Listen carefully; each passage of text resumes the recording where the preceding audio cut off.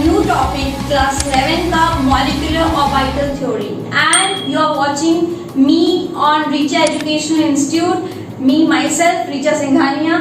So आज का topic रहेगा molecular orbital theory for class 11. Let's start this topic. Write down and heading molecular orbital theory, जिसको हम लोग मॉट भी बोलते हैं. मॉट, काफी बच्चे हंसते हैं, क्या है ये टॉपिक मॉट, मॉट मोटी. ठीक है, तो मॉट टॉपिक में क्या है एक्चुअली, हम लोग अभी तक एटम का ऑर्बिटल सुने हो कि एटम का ऑर्बिटल क्या होता है, राइट. कि एक इलेक्ट्रॉन है, इलेक्ट्रॉन के पास जो ऑर्बिट है, ऑर्बिट के भीतर जहां इलेक्ट्रॉन डेंसिटी मैक्सिमम मिलने की चांस है, उसको हम लोग बोलते हैं एटम ऑर्बिटल. अब यहाँ पे आ गया मॉलिक्यूलर ऑर्बिटल थ्योरी, यानी मॉलिक्यूल का ऑर्बिटल. तो what is molecular orbital? Let's see. जब भी कोई दो एटॉमिक ऑर्बिटल कंबाइन होता है, जब भी कोई दो एटॉमिक ऑर्बिटल कंबाइन होता है, तो आपको मिलता है मॉलिक्यूलर ऑर्बिटल, MO. दो एटम के ऑर्बिटल से आपको मिलता है मॉलिक्यूलर ऑर्बिटल. ओके, अब एटॉमिक ऑर्बिटल हम लोग क्या जानते हैं कि S, P, D, F, ये तो जानते हैं ना कि S हो सकता है, P हो सकता है, D हो सकता है, या F हो सकता है. ये सारे ऑर्बिटल हो सकते हैं. लेकिन मॉलिक्यूलर ऑर्बिटल में आपका S, P, D, F नहीं होगा. मॉलिक्यूलर ऑर्बिटल में आपका क्या होगा? मॉलिक्यूलर ऑर्बिटल में आपका sigma, pi, delta, sigma star, pi star, delta star, कुछ डिफरेंट, कुछ अलग ऑर्बिटल रहेंगे. और ये कंबाइन कैसे होते हैं? हाउ एटॉमिक ऑर्बिटल कंबाइन, किस रूल से कंबाइन होते हैं, क्या चाहिए इनको? तो मॉट, MOT, molecular orbital theory generally are of two types. एक है UAO और दूसरा है LCAO. UAO और LCAO. UAO stands for United Atomic Orbital and LCAO stands for Linear combination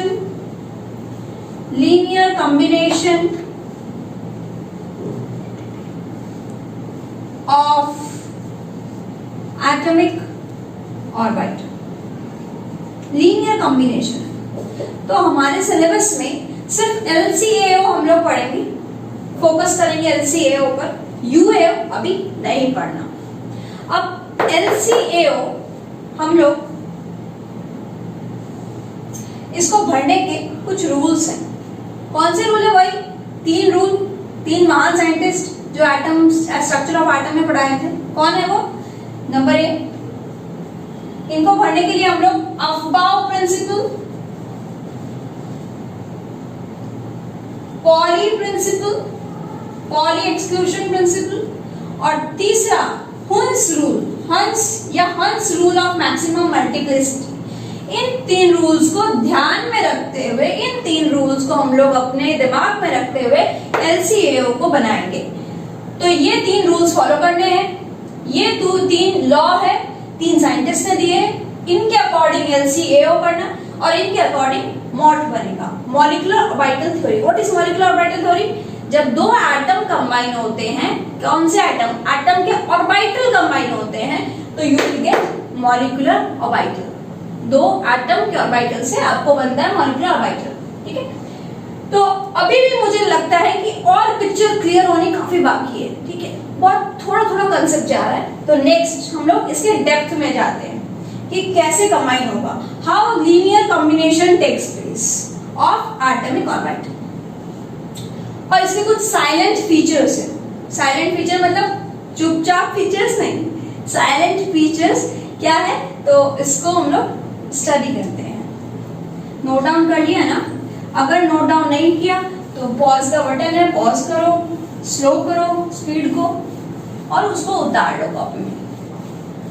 अगर बिना कॉपी के बैठे हो तो इससे बड़ी गलती कुछ नहीं कर रहे हो। लेटे लेटे वीडियो देखना नहीं है ये, ठीक है। तो नेक्स्ट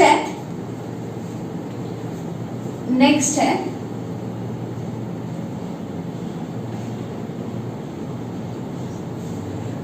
फीचर्स ऑफ मॉड। इसका कुछ इंपॉर्टेंट फीचर्स। सबसे फर्स्ट फीचर, दो एटम के ऑर्बिटल तभी कंबाइन हो सकते हैं जब उनका एनर्जी मैच हो। क्या मैच हो? एनर्जी। ये 3 पॉइंट्स लिखूंगी मैं, हाँ, तीनों पॉइंट्स क्या लिखूंगी यहां साइड में लिख देती हूं। EOS, E for energy, O for orbital, S for symmetry. कि एटम्स के ऑर्बिटल जब कंबाइन करेंगे तो atomic orbitals when they combine they must have same energy, same orbital and same symmetry. तो when they combine, तो अब देखते हैं एटॉमिक ऑर्बिटल्स, जो दो एटॉमिक ऑर्बिटल्स कंबाइन हो रहे हैं, atomic orbitals must have same energy. Energy same होनी चाहिए। हाँ, एनर्जी क्या होती है? 1s के साथ जाएगा, 1s 4s के साथ नहीं जाएगा। 2p के साथ कंबाइन होगा, 2p 4p 4s के साथ कंबाइन नहीं होगा। एक एनर्जी ऑर्डर पढ़े थे ना, 1s 2s 2p 3s 3p, एक एनर्जी की सीरीज थी। तो इसमें अगर दो एटम के ऑर्बिटल है, आप अगर किसी से फ्रेंडशिप करते हो, आपके जो फ्रेंड्स हैं, आपके फ्रेंड्स अगर हैं क्लास 11 में अगर पढ़ते हो तो क्लास 1 के बच्चे के साथ आप फ्रेंडशिप करते हो, उनके साथ आप सब बात शेयर कर सकते हो? नो। तो आपकी एनर्जी मैच होनी चाहिए, आपकी कोऑर्डिनेशन मैच होनी चाहिए, तब तो कंबाइन होंगे, तब आपकी फ्रेंडशिप अच्छी रहेगी। तो यहाँ एनर्जी मैच होनी चाहिए, दो एटम के ऑर्बिटल की एनर्जी मैच होनी पड़ेगी, अदरवाइज कॉम्बिनेशन घटिया। तो atomic orbitals must have same energy. Okay, next example लिख देती हूँ, फिर सोचोगे क्या था पॉइंट। जैसे 1s के साथ 1s ही कंबाइन होगा, 2s के साथ 2s ही कंबाइन होगा, 2p के साथ 2p कंबाइन होगा। Next, atomic orbitals must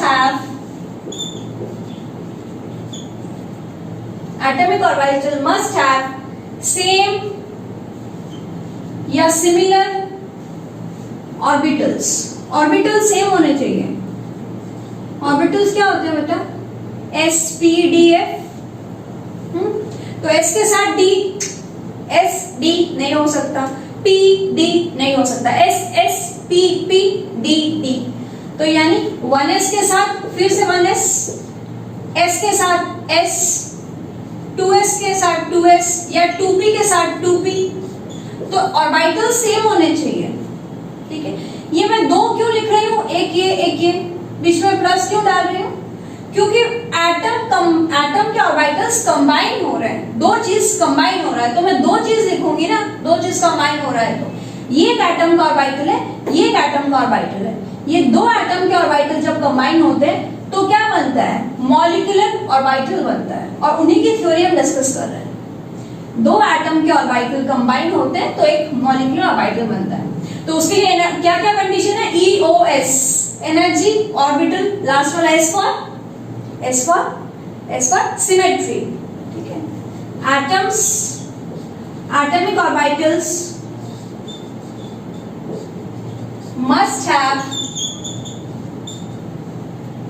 must have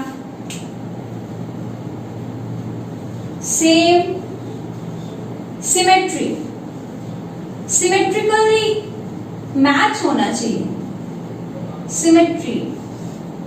symmetry यानी s ऑर्बिटल का जो सिमेट्री है वो s ऑर्बिटल के साथ ही मैच होगा, मतलब घूम फिर के सारी बात एक ही जैसी है। कि सिमेट्रिकल यानी s ऑर्बिटल का जो इलेक्ट्रॉन डेंसिटी है वो s ऑर्बिटल के साथ ही तो मैच करेगा, क्योंकि हम लोग जानते हैं कि s ऑर्बिटल पूरा इलेक्ट्रॉन क्लाउड उसमें सिमेट्रिकल डिस्ट्रीब्यूटेड है, लेकिन p ऑर्बिटल में इलेक्ट्रॉन क्लाउड सिमेट्रिकली डिस्ट्रीब्यूटेड नहीं है, तो s p के साथ कभी कंबाइन नहीं कर सकता। s सिमेट्रिकली अलग है, p is something different, तो they must have same symmetry, 1s 1s 2s 2s 2p 2p। तो ये तीन कंडीशन दिमाग में डाल लेना, फ्यूचर में भी अगर आगे भी कभी इसके बारे में पढ़ो तो तीन कंडीशन EOS याद रखना। ओके, तो इसके बाद हम लोग और देखते हैं क्या है इसके भीतर।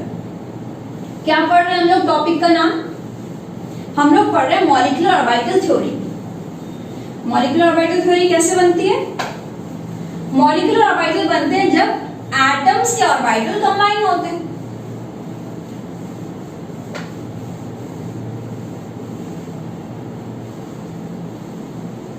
फीचर्स तो हो गए,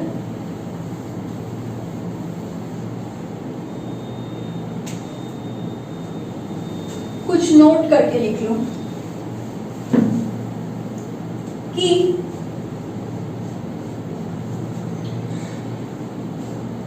number of atomic orbitals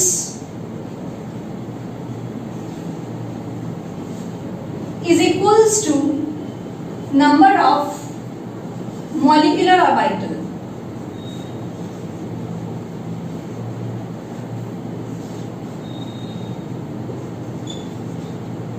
जितने तुम कंबाइन करोगे उतने ही तुमको मिलेंगे, ठीक है। फॉर एग्जाम्पल अगर हम लोग नींबू पानी बना रहे हैं, ठीक है, तो नींबू पानी अगर बना रहे हो, तुम अगर 4 ग्लास नींबू पानी लिए हो और उसमें सब शक्कर नींबू वगैरह डाले हो, तो तुमको सब कुछ मिला के फाइनली जो लेमन डे मिलेगा, जो फाइनल मिलेगा वो कितनी ग्लास मिलेगी? 4 ग्लास अगर पानी लियो तो 4 ग्लास से नींबू पानी बनेगा ना, 6 ग्लास तो नहीं हो जाएगा। तो जितना तुम एटम के ऑर्बिटल लोगे उतनी ही मॉलिक्यूलर ऑर्बिटल बनेगी। 2 लिए हो तो 2 बनेगी, 3 लिए हो तो 3 बनेगा, 6 लिए हो तो 6 बनेगा, जितने लिए हो उतने ही बनेगा, ज्यादा भी नहीं होगा कम भी नहीं होगा। और इंपॉर्टेंट बात कि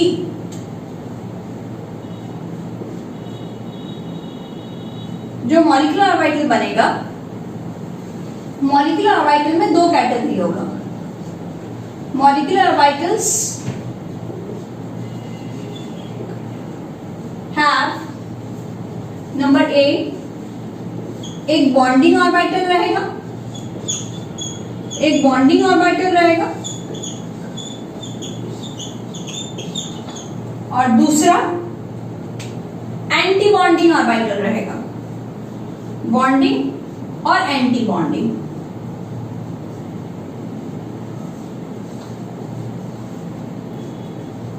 मॉलिक्यूलर ऑर्बिटल्स हैव एक बॉन्डिंग एक एंटी बॉन्डिंग।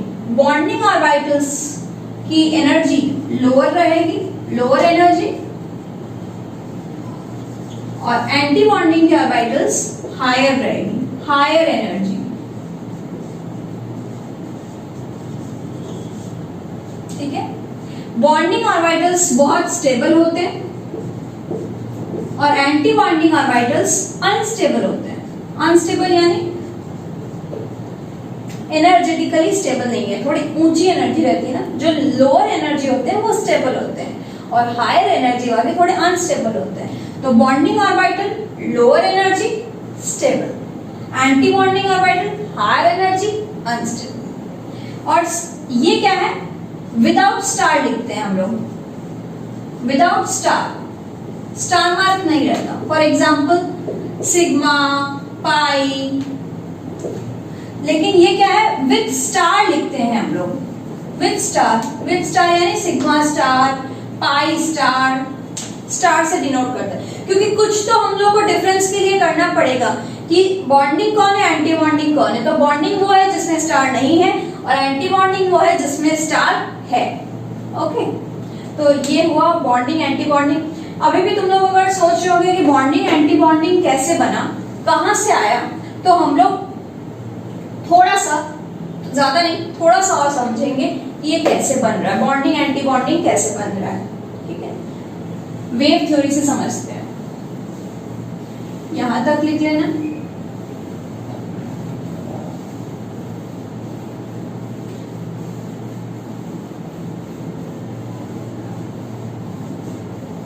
आगे के इस चैप्टर के सारे वीडियोस कंप्लीट कर लेना, जितने भी इसके पार्ट्स ऑलरेडी हो गए हैं वो कंप्लीट कर लेना। उसका लिंक वगैरह रहेगा तो वो देख लेना। ओके, नेक्स्ट कि वेव नेचर,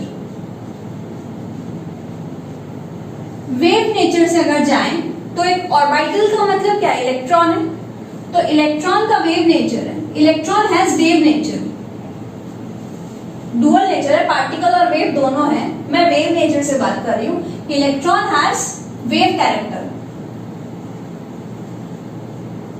अगर वेव कैरेक्टर है तो फिजिक्स में पढ़ोगे कि वेव दो टाइप की होती है, एक कंस्ट्रक्टिव वेव, एक डिस्ट्रक्टिव वेव। कंस्ट्रक्टिव का मतलब एडिटिव वेव जो एडिशन से बनती है, जो स्टेबल होती है, और एक डिस्ट्रक्टिव वेव, नाम से ही है पता लग रहा है डिस्ट्रक्टिव है, मतलब देखो क्या हो रही है। तो मान लो दो एटम है, एटम ए, एटम बी। मैं फास्ट तो नहीं बोल रही हूं, ठीक है ना? समझ में आ रहा है? कमेंट में बता देना अगर तुम लोगों को लग रहा है कि थोड़ा स्पीड ज्यादा है या कम है, कमेंट कर दो, मुझे समझ में आ जाएगा। ए और बी दो ऑर्बिटल्स हैं, इन दोनों ऑर्बिटल का वेव फंक्शन यानी वेव नेचर है। तो एटम ए का इलेक्ट्रॉन का वेव फंक्शन है शाई ए, और एटम बी का इलेक्ट्रॉन का वेव फंक्शन है शाई बी। ये जो लिखी हूं ना शाई, इसको देखते ही बच्चे घबरा जाते हैं, त्रिशूल टाइप का मैम क्या बना दे रही है, क्या पढ़ा रही है, ठीक है? तो this is a wave function, शाई ए शाई बी।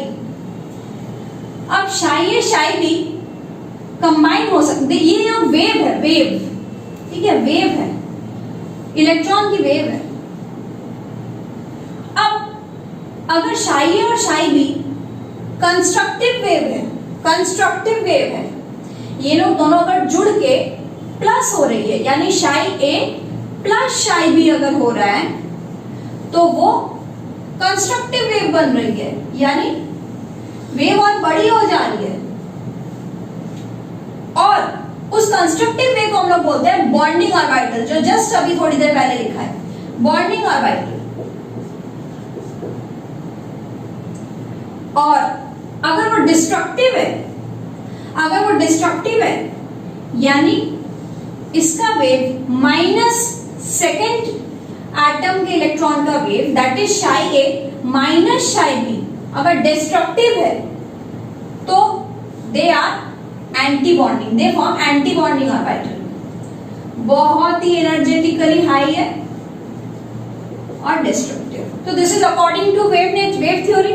बॉन्डिंग और एंटी बॉन्डिंग कैसे पढ़ रहा है? एक बॉन्डिंग एक एंटी बॉन्डिंग। बॉन्डिंग कैसे लिखते हैं? विदाउट स्टार सिग्मा पाई, और एंटी बॉन्डिंग कैसे लिखते हैं? Sigma star pi star blah blah. So this is constructive, this is destructive wave. Psi A plus Psi B will give you bonding orbital, and Psi A minus Psi B will give you anti-bonding orbital. Is it clear to you? क्या क्या समझाया? Molecular orbital की सारी theory समझाई, ठीक है? अभी हम लोग मेन पॉइंट पर आते हैं जहां से क्वेश्चन दिए जाते हैं। ओके, तो स्टार्ट करते हैं। क्या आज समझ पाओगे ना? अगर वीडियो बड़ा है तो पॉज कर देना, वॉच लेटर, और फिर बाद में देख लेना। ज्यादा नहीं, एक हाइड्रोजन हीलियम थोड़ा सा समझाऊंगी, फिर नेक्स्ट वीडियो में रहेगा कंटिन्यूएशन।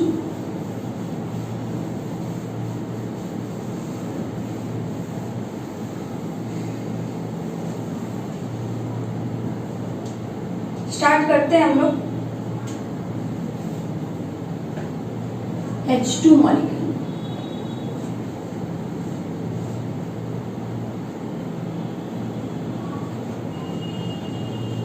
H2 मॉलिक्यूल बनता है हाइड्रोजन प्लस हाइड्रोजन,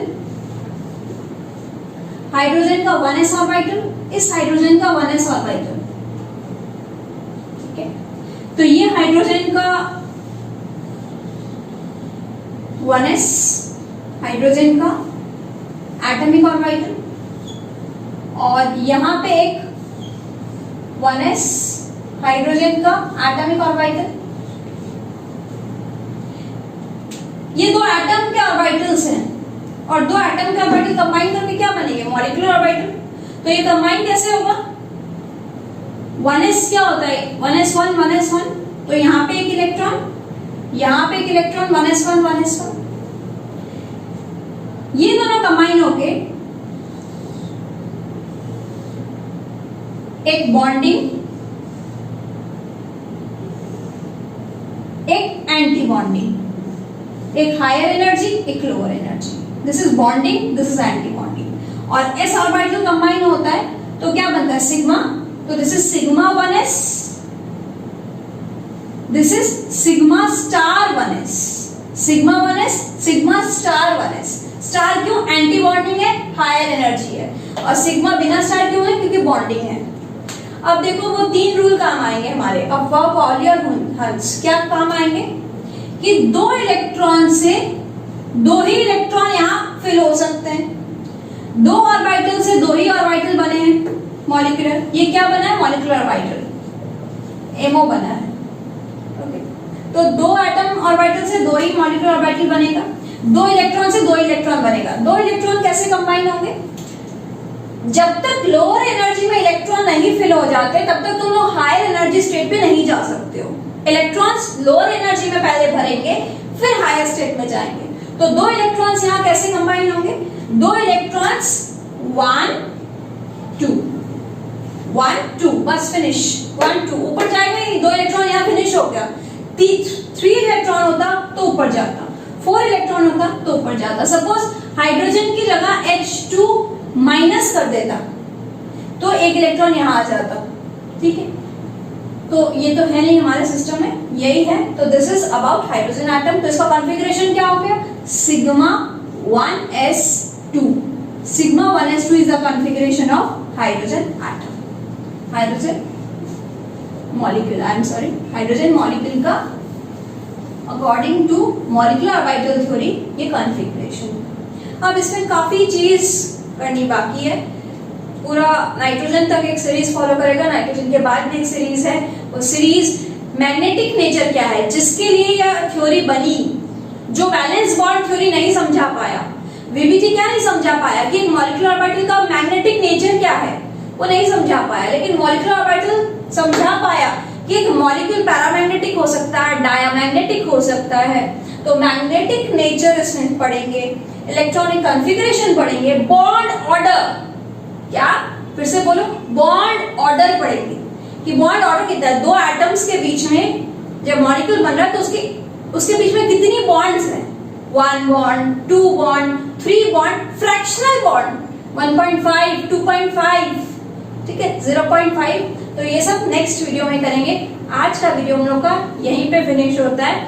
और अगर ये वीडियो पसंद आ रहा हो तो जरूर से फ्रेंड्स को शेयर करो, अपने फ्रेंड्स को बोलो कि वो लोग अपने फ्रेंड्स को शेयर करेंगे। फ्रेंड्स ऑफ फ्रेंड्स लाइक करो, नीचे कमेंट करो कि कुछ डाउट्स है कि नहीं। Okay, bye bye, thank you.